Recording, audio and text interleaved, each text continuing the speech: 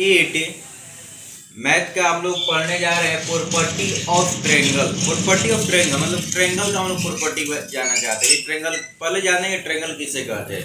Triangle उसे कहते हैं कि any close figure bounded by 3 line segment, any close figure bounded by 3 line segment. देखिए एक या देखिए अगर ए बी सी देखिए जाए तो यह आपका 3 लाइन सेगमेंट से बंधा हुआ है। तो any close figure bounded by 3 line segment is called triangle. अब इसमें 3 लाइन सीमेंट से अगर बंधा हुआ है, ध्यान देंगे इसमें आपको एक वर्टेक्स, दो वर्टेक्स, तीन वर्टेक्स, आपको 3 वर्टेक्स दिखाई देगा, जिसके वर्टेक्स ए हो जाएगा, वर्टेक्स बी और वर्टेक्स या वर्टेक्स आपका हो जाएगा,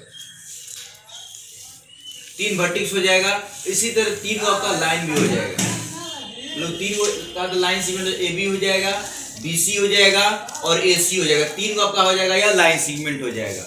इसमें और 3 एंगल हो जाएगा, angle A, angle B, angle C. इसको डिनोट कर सकते हैं, मान लीजिए ध्यान देंगे इसको एंगल से, इसको ए बी सी मतलब कि एंगल लिख सकते हैं ए बी सी, एंगल लिख सकते हैं आप बी ए सी मतलब कि बी ए सी भी लिख सकते हैं, एंगल ए सी बी मतलब बहुत सारे तरीके से आप लिख सकते हैं। देखिए B angle, A angle, C angle, तीनों एंगल को लिख दिया गया।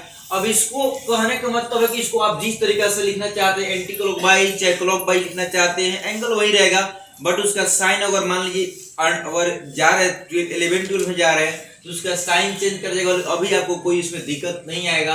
अब इसमें जानना चाहते हैं कि एक्सटीरियर पार्ट होता है, इंटीरियर मीन्स होता है अंदर के पार्ट, इंटीरियर मीन्स होता है जो ट्रायंगल दिया हुआ है उसके अंदर के पार्ट को हम लोग इंटीरियर पार्ट कहते हैं।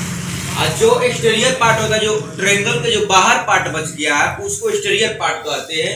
उसको एक्सटीरियर, जैसे यह ट्रायंगल हुआ, इसके बाहरी पार्ट को एक्सटीरियर पार्ट हो जाएगा और अंदर के पार्ट जो है इंटीरियर हो जाएगा।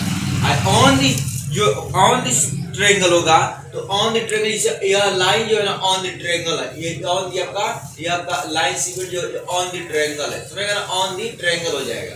तो आई होप आप समझ रहे हैं। अगर मान लीजिए पेरीमीटर निकालने कहते हैं तब पेरीमीटर का डिफिनेशन क्या होता है, any close sum of line segment bounded by close figure. Sum of, देखिए सम ऑफ, इसको जोड़िए और इसको जोड़िए और इसको जोड़िए, तीनों को जोड़िएगा तो पेरीमीटर का पेरीमीटर ऑफ ट्रायंगल हो जाएगा A B plus B C plus A C.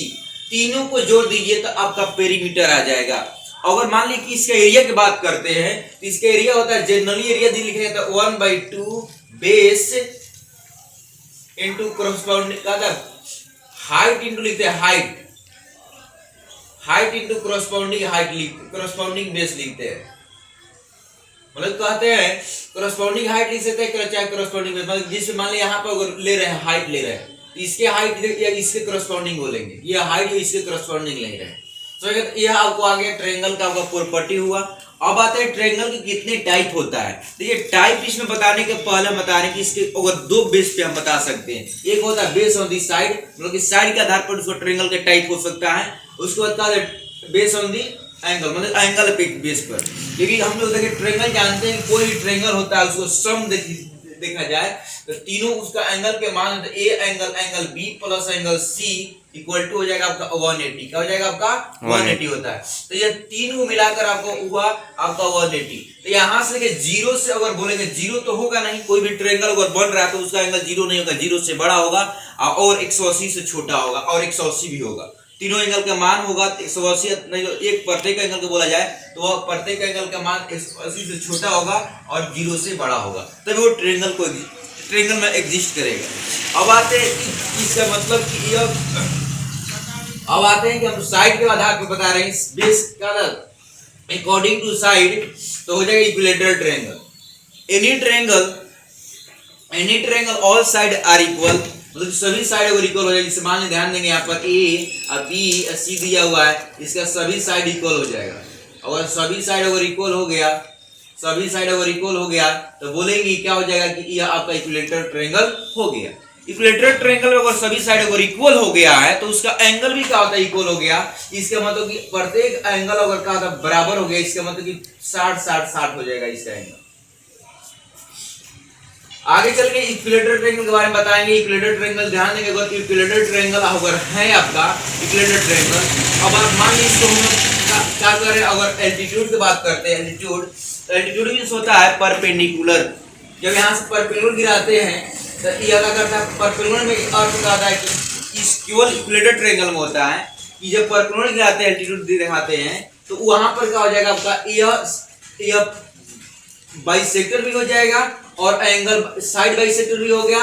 Side bisector को हम मीडियन बोलते हैं, और क्या मीडियन भी हो जाएगा, या एंगल बाइसेक्टर भी हो जाएगा और साइड बाइसेक्टर भी हो जाएगा। मतलब कि तीनों चारों कंडीशन जितने यूज करेंगे सब या का इक्विलेटरल ट्रायंगल आपको हो जाएगा, या भी हो जाएगा, ये भी हो जाएगा।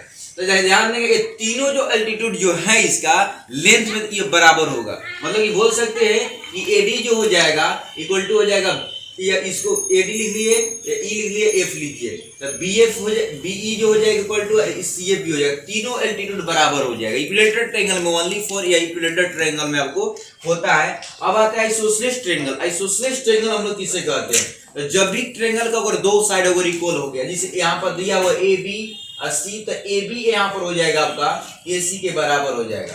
ये आपको मतलब कि आपको बराबर होगा, साथ में साथ इसका एंगल भी बराबर होता है, करस्पॉन्डिंग एंगल देखा जाता है तो बराबर हो जाता है। अब इसका नहीं बता सकते कि इसका एंगल स्टार्ट होता है कि क्या होगा, मतलब कि जानते हैं कि इसका दो आइसोसेलेस ट्रायंगल में दो साइड इक्वल होता है, उसका करस्पॉन्डिंग एंगल भी उसका इक्वल हो जाता है। तो ये आपका आइसोसेलेस ट्रायंगल हुआ।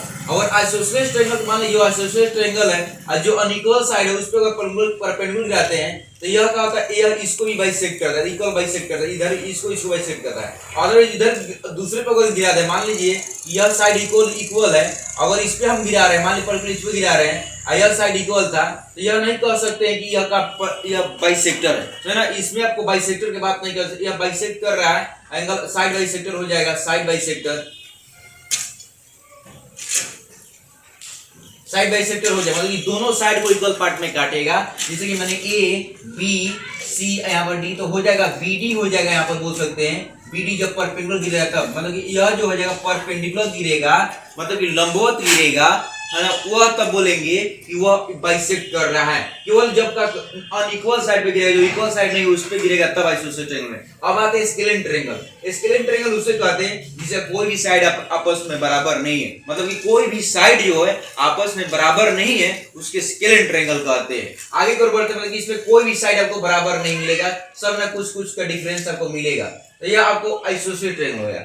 अब आते हैं based on the angle. Angle के आधार पर ट्रायंगल के कितने टाइप होता है। देखिए एंगल के आधार पर एक्यूट एंगल, एक्यूट एंगल मतलब होते हैं कि वह एंगल जो 0 डिग्री से बड़ा हो और 90 डिग्री से छोटा है। तो करेंगे any triangle has each angle less than 90 but greater than 0 is equal to हो जाएगा आपका acute angle triangle. Acute angle triangle ये हो जाएगा, इसका मतलब प्रत्येक एंगल इसके क्या हो जाएगा 90 से छोटा, 90 से इसका क्या हो जाएगा छोटा होगा। प्रत्येक एंगल की बात करते हैं, प्रत्येक एंगल इसका 90 से छोटा होगा, तो इसको हम एक्यूट एंगल ट्रायंगल बोलेंगे। आगे बढ़ते हैं ऑब्टूज एंगल का कम से कम एक केवल ओनली एक एंगल जो होता है उसका 90 से बड़ा होगा, दो इसमें नहीं होगा, इसमें कम से कम 3 वो एक्यूट एंगल में 3 वो एंगल जो होता है एक्यूट होगा।